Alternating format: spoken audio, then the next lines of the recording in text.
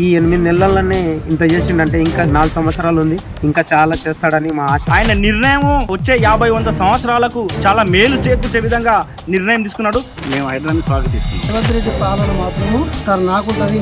తెలంగాణలో రుణమాఫీ మీద మీ స్పందన ఏంది?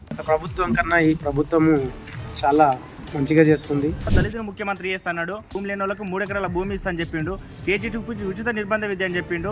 అనేక రకాలుగా ఎన్ని హామీలు ఇచ్చినప్పటికీ ఒక్కటి కూడా అమలు కాలే. చేసింది ఏంది, చారణ ఇట్లా రుణమాఫీ చేస్తా ఉంటే ఆ ఉన్నటువంటి ఆ ఇంట్రెస్ట్ కిందకే డబ్బులు పోయినాయి. ఇప్పుడు తొలిసారిగా మన కాంగ్రెస్ పార్టీ నుంచి ముఖ్యమంత్రి రేవంత్ రెడ్డి గారు అధికారంలోకి వచ్చిన తర్వాత 2 లక్షల రుణమాఫీ పూర్తిగా చేయడం జరిగింది. హైదరాబాద్లో వాళ్ళు ఇష్టమైన కబ్జాలు చేసుకుంటూ పోయి ఆ చెత్త అంతా నిండిపోయి హైదరాబాద్ మునిగిపోయే పరిస్థితి ఏర్పడితేనే ఈరోజు హైడ్రాని తీసుకొచ్చి దాన్ని క్లీన్ చేయడానికే ఈరోజు క్లీన్ చేస్తారు. ఆయన ఏ రోజు ఈనాక ఒక సెక్రటరియట్కి వచ్చి కూర్చొని ఒక్కనాడు ఏ సమస్య మీద మాట్లాడినోడు కాదు. ఎప్పుడు ఫామ్ హౌస్ అంకితమైనటువంటి ముఖ్యమంత్రి మన రాష్ట్రానికి అవసరం ఉండేనా?